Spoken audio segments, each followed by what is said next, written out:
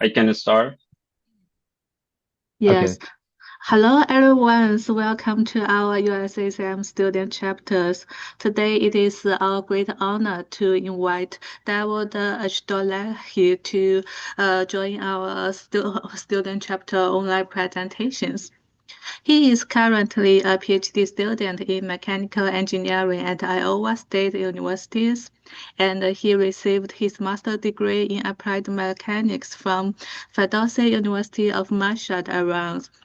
His research mainly focused on fluid structure interactions, employing computational and theoretical approaches for multi-scale modeling of physical and biological systems. Welcome to present your advanced research.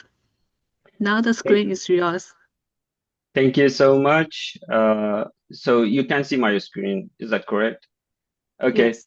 Hello, everyone. Thank you for joining. My name is Davoud Asodollahi, and as mentioned, I'm a member of Fluid Trans Research Group at Iowa State University, and I'm second year uh, PhD student in mechanical engineering.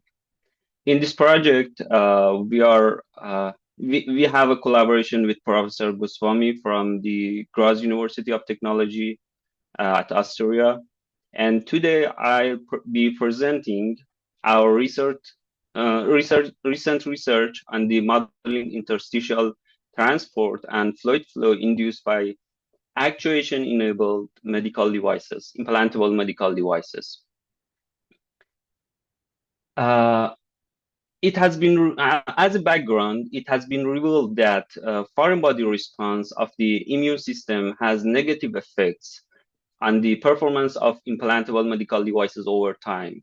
The animal experiences, for example, show that therapy delivery decreased over time, as you can see here in these two plots. Uh, Decrease over time due to fibrous capsule formation surrounding the implantable devices.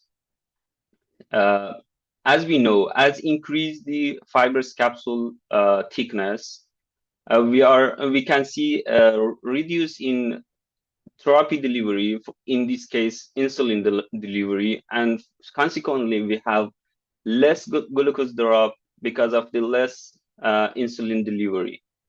And as the literature mentioned, one solution for this problem is the uh,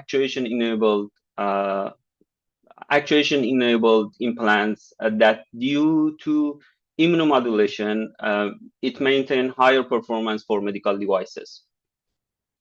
Uh, Now we know that the body responds to an implanted device similarly to how it responds to a wound skin, and there are different stages in wound healing. Uh, it's important to start immunomodulation in the earliest stage, which is the first week of the wound healing process, to initiate effect of actuation on the body response. As we know, there are two major particles involving in the early stage of wound healing. One of them is neutrophil, and the other one is the chemokine, which chemokines are the signaling molecules for attracting the immune cells or neutrophils. And there is a chemokine gradient which attracts the neutrophils from the blood flow to the tissue or the wound area. Based on this introduction, there are two main objectives in this study. Firstly, we are going to develop a numerical model to study the dynamics of neutrophil and chemokine using a coupled advection-diffusion reaction system. And second, we are going to model the tissue microenvironment as a poroelastic medium and solve the bioequation coupled with the Darcy momentum law. Uh, to create a to create the model for simulation, we are considering an implantable device which fixed under the skin. If you can see here in this figure, we have the medical device under the skin and at the top of the body tissue. Based on the experiments, we consider a prescribed deflection of the tissue with the, you can see in here in this figure, with the maximum amplitude of 0.73 using a parabolic function.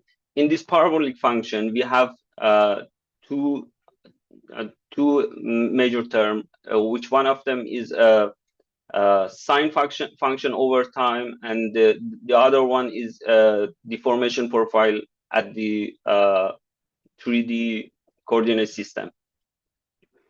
Here you can see the red line, the solid red line is the initial state of the actuator wall, and the dashed line is the deformed position, and the maximum tissue deflection happened here, which was, as I mentioned, is 0.73.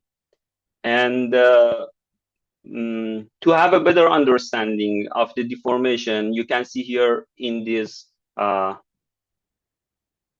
two video, you can see how the implantable device deform, and you can see a prototype that implanted inside the mice body. Okay, let's define our numerical model. Here we consider three coupled physics: solid tissue mechanics, interstitial fluid flow, and transport phenomena, and therefore we are using a coupled system of governing equations. To model the interstitial fluid dynamics, as you can see in the left panel, we use a coupled system consisting of solid mechanics, momentum balance. We are using mass conservation for fluid flow, and also a momentum equation that described by Darcy's law for the fluid. And by using these three equations, finally we can have we can understand how the deformation can cause for a fluid flow inside the tissue, and what's the effects of the tissue and the transport phenomena, which is in the next model system. To model the dynamic of chemokine and neutrophils as our particle in this transport system, we consider a two-coupled system, which partly have advection, diffusion, and chemotaxis and reaction. For better understanding, we know that chemotaxis is directed movement of the neutrophil cells in response to the chemokine gradient. Okay, let's focus on the dynamics of neutrophil and chemokine in our model. On the left side, you can see the dimensional here at the top. You can see the dimensional governing equation for the neutrophil chemokine dynamics. These equations are then non-dimensionalized to use in our simulations.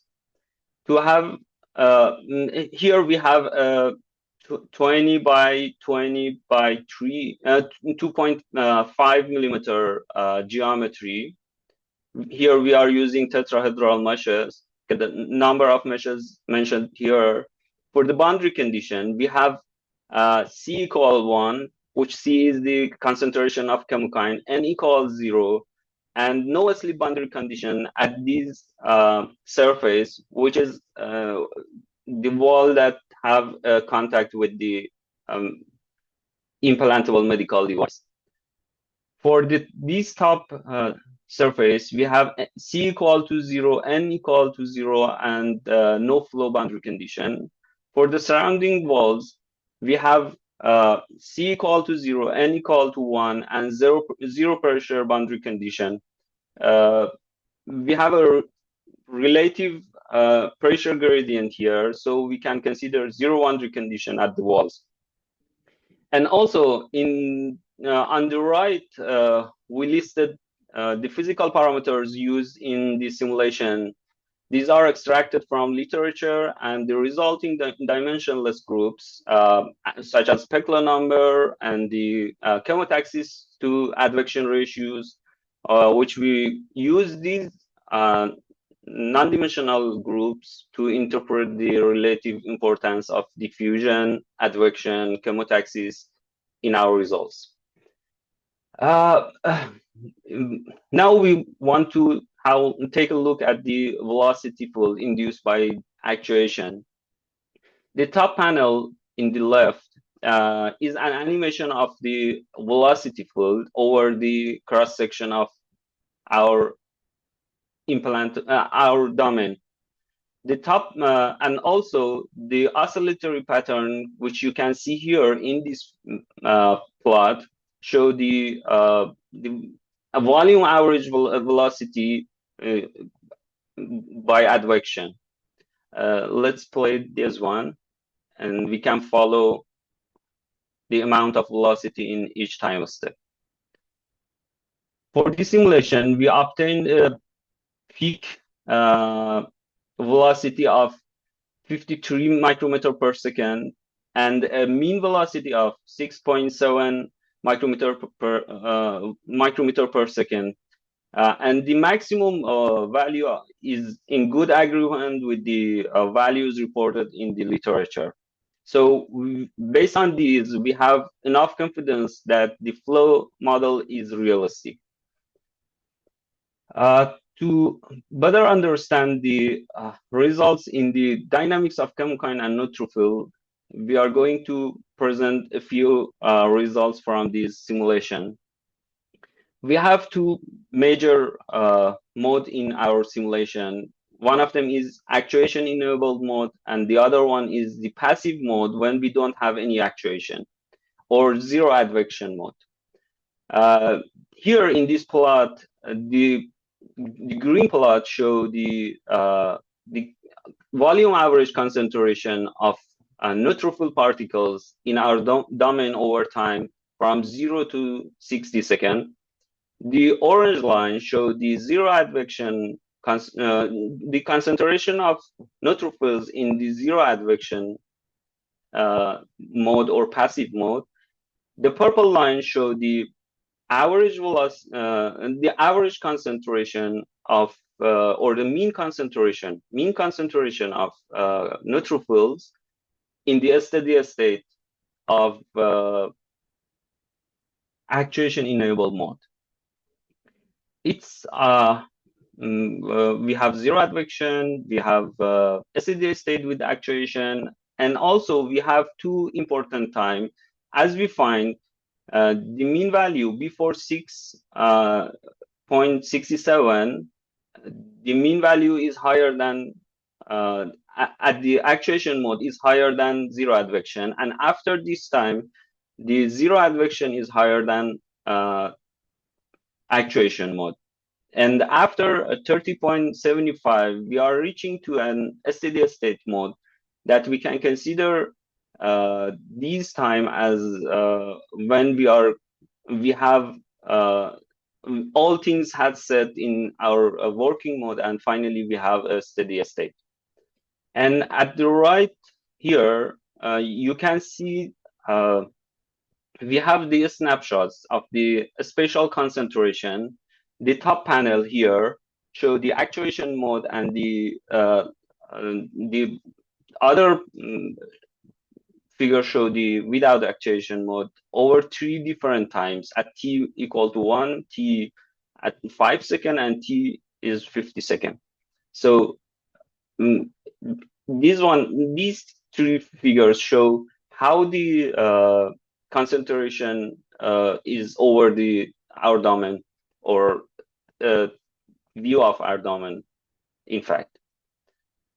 For the chemokines as well, we have these results. Here, the plot showed the concentration of chemokine over time in the blue lines. The red one showed the concentration in zero advection. The purple line show the concentration in a steady state with advection. Here also we have the concentration over the snapshots of the spatial chemokine concentration. The top panel highlights chemokine concentration in zero advection, and which is the passive mode, and the actuation mode, and the bottom one show the concentration in the zero advection mode in three different time steps. To conclude, our simulation show that actuation can effectively drive interstitial fluid flow within the tissue. From the velocity analysis, we obtained a peak interstitial velocity of about 53 micrometer per second and a mean velocity of 6.7 micrometer per second, which is consistent with the reported values. This actuation also alters the local concentration around the implant. Over the actuation cycle, we observed that a decrease in neutrophil concentration of about 5% for neutrophils and about 9% for chemokines, which can, we think it will have a significant effects in the next stage of wound healing.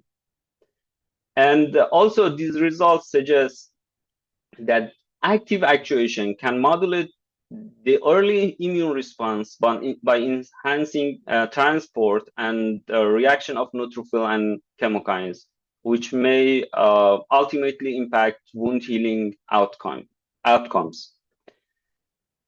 For the future work, we plan to refine the boundary and initial condition to better match physiological environment. We can improve the reaction model based on the more detailed biology and perform a broad parametric study or a global sensitivity analysis to define to better understand or identify the key factor that govern system behavior and optimize device performance. I want to thank the high performance computing at Iowa State University, my lab mates, and my supervisor, Professor Mukherjee, and also the NASA, which partially funded this project. Thank you so much. Any question? Thank you very much, Davoud. This is an extremely great presentation. We would take like 2 or 3 questions if any one of you, the audience, have any question for Davoud. Okay. Thank you so much for your great presentation. This topic is very interesting, and I was surprised to see how this mechanical model could be applied to the medical applications. Now, I want to ask, how would the shape of this boundary could influence the results, and how does the shape in your models compared to the true environment in the biology? In this project, mostly the experiment side done by Professor Goswami at, let me show you if you can see here. Yes. We have a prototype for this actuation-enabled medical device, and Professor Goswami and their research group doing the experiments, and based on the data they provide us, we know first of all we can have we consider the maximum deflection in the device, and then using these prescribed deformation in our computational domain, we understand that in their previous works, they try to understand how much insulin they can deliver to the tissue or to the blood using the actuation-enabled medical devices. And these values, which extracted from the blood glucose drop and the amount of insulin delivered to the blood, based on this, they know that what is the velocity of fluid inside the tissue and how the transport phenomena work in the experiments. So we try to base on this experiment as the control data set, understand how we can model deformation, fluid velocity, and finally transport phenomena, which has a direct effect on the chemokine neutrophil dynamics in our microenvironment of the tissue. Okay, thank you so much. And sure. Yeah, it's very cool to that it could be compared to those experiments. Yeah, thank you.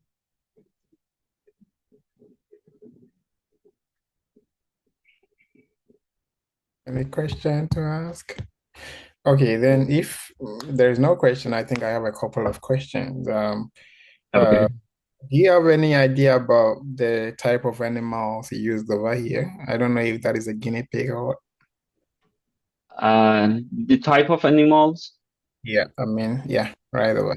In this project, finally, they have two experiments. For first one, they try to implant this device inside the mice body, which you can see here in this video. I can play this video. And the other one is a larger implant for implanting inside a larger device for implanting inside the human body. But for doing human experiments, you need a lot of different certificate and approval from the organizations. So it's not easy. But they are thinking about having these type of experiments in the future. Yeah. Thank you. Thank you. That's a great answer. So you said there was different university who conduct the experiment, and you are doing the simulation side. And did you try to compare? And how is the comparison between your simulation and that of the experiment? Does your answer agree to that of the experiment? Yes. Here, the results showed here came from their experiments. It showed that over time, with the actuation in different mode of actuation, for example, in the different mice for a control set and two other different sets of mice, they tried to measure the blood glucose change over time when they are trying to send the insulin inside the body and inside the blood. So they understand that these can cause over time the fibrous capsule formation decrease the amount of insulin you can send inside the body or the therapy you can send inside the body. And based on these and the other parameters they measured, which one of them was a kind of particle tracking based on 2-photon microscopy imaging, they understand that the velocity of particles inside the body is something in this range. And our simulation has a good agreement with these velocities they measure. But for having a better understand for all the microenvironment and having a complete simulation, we need more parameters and more complex mathematical model. So in our next works, we are trying to do have a better understanding on the mathematical model, we are trying a 1D model to completely understand different parameters in the simulation. We are trying to understand the steady state, which has, we are trying to analytically solve the mathematical model for steady state, and also trying to using more parameters in transport phenomena and have a better insight into the parameters we can use. So it's not ideal, but with a good agreement, we know that we have this velocity, and based on the transport phenomena, we know that the amount of chemokine and neutrophil concentration will change over time. That these finally cause the how we can modulate the immune system over time, which is the final purpose of these implantable medical devices, and the how the body try to form fibrous capsule, and we want to alter this fibrous capsule formation. Okay, thank you. Sure. And I have another question. So from your, perspective and then your experience, what has been some of the biggest challenges in understanding how these physical cures actually influence the biological responses in living tissues? Honestly, my focus was in computational part. For applying computational approaches to a real physical or biological system, you are facing different complex mathematical models, and modeling these or solving these mathematical models using computational approaches, finite element methods, finite volume methods, or finite element analysis totally. When you have a very complex model, a lot of parameters, you have the coupled physics, which, for example, here we have the solid mechanics, we have fluid mechanics, and also transport, which is inside these solid and fluid mechanics happen.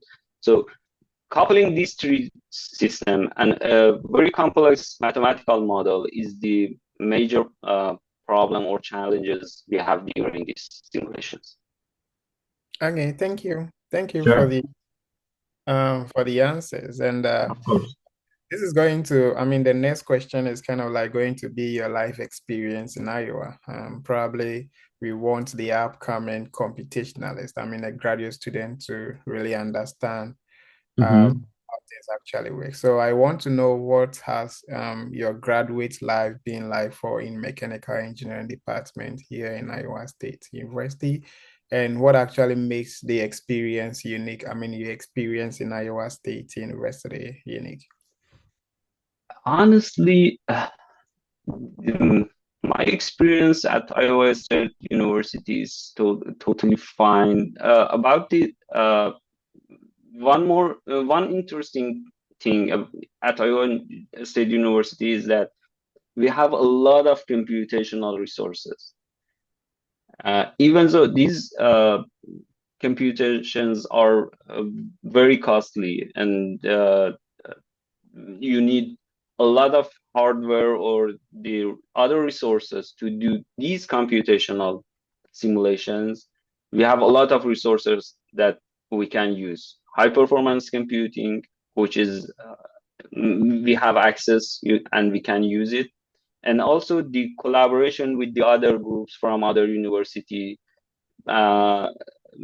is easy here at Iowa State University. In this project, we have a close collaboration with the Graz University of Technology at Austria, out of the US. So this is fantastic that we can have collaboration with the other university easily.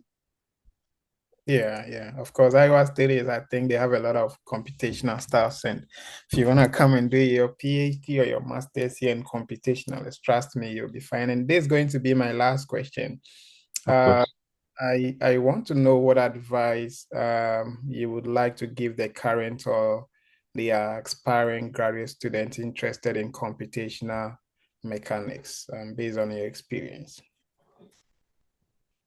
I think for having a good understanding about the computational mechanics, having enough data is very important to validate your simulation, to understand your results is real or no, and working in the projects that have uh, that have an experimental part. It's very important. If you have these things, it's working in this kind of project, computational projects, is very valuable. And also, I think we as the computational mechanics grad students have to learn a lot about the mathematics, and having mathematics course as I have at Iowa State University is very useful for grad students in computational mechanics. Numerical analysis, finite element simulations, and the other things, data-driven analysis, all these things will be beneficial for grad student in mechanical engineering. Thank you. Of course. Thank you for the Thank presentation. you for this opportunity. Thank you so much. Yeah, you're welcome. Thank you for Sure. handling this opportunity. In fact, your presentation extremely well. And then Thank you. thank you for your time. And I think we're gonna end the meeting right over here. If our chair, I don't know if Zara, if you have something to add up. If not, then we're gonna end the meeting. Yes, please send us your address later so we can send you a gift. And later we will upload these recordings to our YouTubes with your permissions.